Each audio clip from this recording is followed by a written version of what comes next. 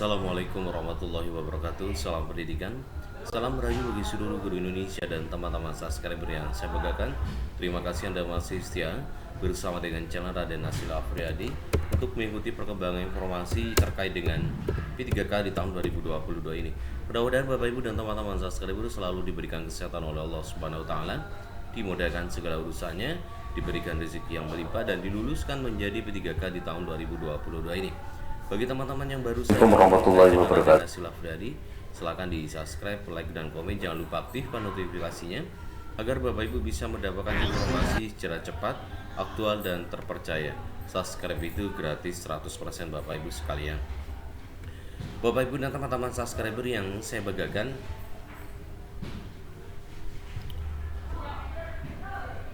setelah kami mengikuti perkembangan informasinya bahwasanya saat ini banyak teman-teman guru yang merasa banyak yang galau ya, merasa kecewa karena dirinya tidak mendapatkan formasi di tahun 2022 ini, khususnya bagi teman-teman yang sudah lulus PG ya, teman-teman yang sudah lulus PG baik P1 maupun P2 dan P3 yang belum mendapatkan formasi. Mereka sangat kecewa karena mereka belum mendapatkan formasinya. Namun sebagaimana yang telah disampaikan pada rapat Komisi 10 DPR RI RDDP dengan Kemendikbudristek RI yang telah diadakan rapat-rapat kemarin ya bersama dengan Ibu Nono Suryani sebagai PLT BKN. Sebagaimana yang telah disampaikan oleh Dede Yusuf bahwasanya pelaksanaan P3K di tahun 2022 ini harus memfokuskan kepada teman-teman guru yang sudah lulus PG, terutama yang P1. Bagaimana caranya teman-teman P1 itu dapat mendapatkan formasi di tahun ini. Mari kita simak seperti apakah penjelasan Ketua Komisi 10 DPR RI yang telah disampaikan oleh Kang Dede Yusuf ya. Ini adalah cuplikannya. Sudah mau menjelang pukul 1. Ya, karena waktunya sudah mau menjelang pukul 1. Mungkin semua sudah disampaikan tadi oleh kawan-kawan. Saat ini juga saya yakin hampir semua guru sedang menonton via YouTube atau Facebook. Dan benar yang dikatakan Kang Febri tadi, bahwa sebetulnya tugas DPR pada saat membuat kebijakan itu sudah selesai. Sudah memberikan kesempatan kepada Kemendikbud untuk menyelesaikan permasalahan honorer yang sudah berlangsung sejak 2016. Hanya mungkin ketika terjadi carut marut yang tadi Pak Fikri sampaikan, ini urusannya adanya di Kemendagri, di Kemenpan RB dan lain-lain. Saya juga turut prihatin karena Kemendikbud sebagai leading sektor kelihatannya memang kurang bernas. Nah, kenapa kurang bernas? Karena berbagai keterbatasan. Keterbatasan yang pertama tentu adalah pentingnya, mohon maaf tanpa mengurangi rasa hormat, pentingnya pejabat-pejabat yang non PLT itu ditempatkan. Karena kalau tidak, maka yang terjadi adalah sekali lagi kita tidak bisa mengambil kesimpulan atau keputusan-keputusan yang penting. Yang kedua, mungkin perlu saya catat dari harapan kawan-kawan. Kami DPR sekali lagi mengendorse dan meminta pemerintah untuk menyelesaikan P1 tahun ini. P1, jadi kalau tadi P1 itu masih ada kurang berapa? 41 ribu ya, kalau nggak salah ya.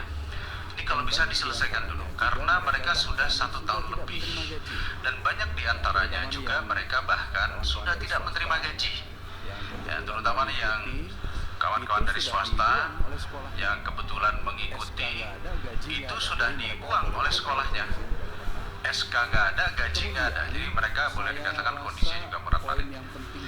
Kemudian saya rasa poin yang penting juga adalah banyak orang bertanya kepada kami, wah enak sekali ya pendidikan Komisi 10 ngurus 20% APBN 600 triliun. Yang pada dasarnya sebetulnya yang hanya kita kelola di sini hanya 80 triliun sekian. Ini adalah Bapak Ibu sekalian apa yang telah disampaikan oleh Komisi 10 DPR RI pada rapat RDPT ya dengan PLT Dirjen Guru dan Pendidikan Anak Usia Dini, Pendidikan Dasar dan Pendidikan Menengah Kemendikbudristek. Sebagaimana yang telah disampaikan tadi bahwasanya P1 itu harus diselesaikan pada tahun ini. Banyak hal yang bisa ditawarkan, misalnya salah satunya adalah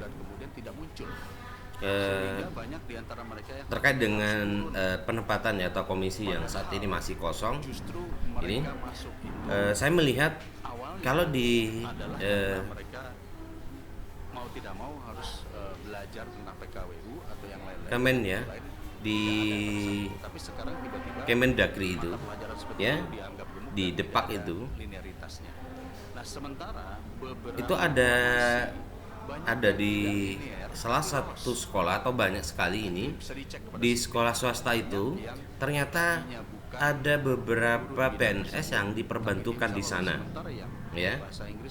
Jadi ada beberapa PNS ya, ada pegawai negeri sipil yang kemudian diperbantukan di sekolah swasta. Ini banyak sekali Bapak Ibu yang PNS itu berada di sekolah swasta ya, dan ini bisa jadikan sebagai contoh cara bagaimana teman-teman guru sekalian yang belum mendapatkan formasi itu kemudian diberikan penempatan atau diberikan formasi di sekolah swasta. Karena saya melihat banyak teman-teman guru yang di swasta yang tidak mendapatkan formasi. Artinya mereka diluluskan atau diangkat menjadi 3K kemudian ditaruh di sekolah-sekolah swasta. Ini adalah salah satu cara bagaimana teman-teman guru itu mendapatkan formasi, karena pada sejatinya sekolah swasta itu ikut membantu pelaksanaan pendidikan yang berada di negara Indonesia ya, dan mereka sudah mendapat dan sudah mengantongi izin ya, izin operasional, kemudian izin pelaksanaan kegiatan pendidikan yang berada di sekolah swasta. Maka tidak ada salahnya jika pemerintah pusat kemudian menempatkan teman-teman guru P3K itu di sekolah-sekolah swasta. Ini kalau menurut saya adalah jalan alternatif dan sangat baik tentunya agar sekolah swasta juga mendapatkan jatah PNS ya, karena ini nanti akan sangat membantu Bapak Ibu sekalian untuk di sekolah swasta ya. Ini yang tentunya yang harus beberapa yang harus dilakukan, karena kalau di tingkat SMA atau di tingkat SMK itu kebutuhan guru memang sangat sedikit, karena itu terkait dengan sekolah-sekolah yang ada di setiap kabupaten ya. Karena sekolah itu kalau dari SD itu sekolahnya banyak Bapak Ibu sekalian, kemudian di tingkat SMP-nya semakin kecil ya, karena banyak yang tidak melanjutkan pendidikan. Kemudian sampai di sekolah SMK semakin kecil juga jumlah satuan pendidikan tingkat SMA ataupun tingkat SMK. Nah, kalau kemudian hanya fokus pada yang sekolah negeri, maka tentunya banyak teman-teman guru yang tidak akan terangkat menjadi PNS ataupun menjadi P3K, dan ini tentu sangat diinginkan oleh teman-teman guru yang di swasta Bapak Ibu sekalian. Gitu.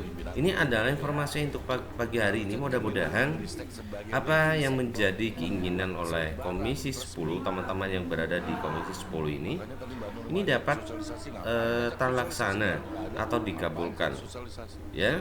Bagaimana teman-teman guru yang sudah lulus P1 itu bisa diselesaikan pada tahun ini ya. Namun sepertinya akan mengalami kendala Bapak Ibu sekalian, karena Ibu Nono itu sebagai PLT. Nah, sebagai PLT itu, jabatan sebagai PLT itu tidak bisa kemudian memberikan keputusan ya baru. Ini yang menjadi kendala juga terkait dengan keputusan-keputusan yang bisa dilaksanakan di tahun 2022 ini. Bapak Ibu sekalian yang saya banggakan, ini adalah informasi untuk pagi hari ini. Tetap semangat Bapak Ibu. Kami yakin kebaikan akan selalu berpihak kepada teman-teman guru sekalian. Tetap semangat. Assalamualaikum.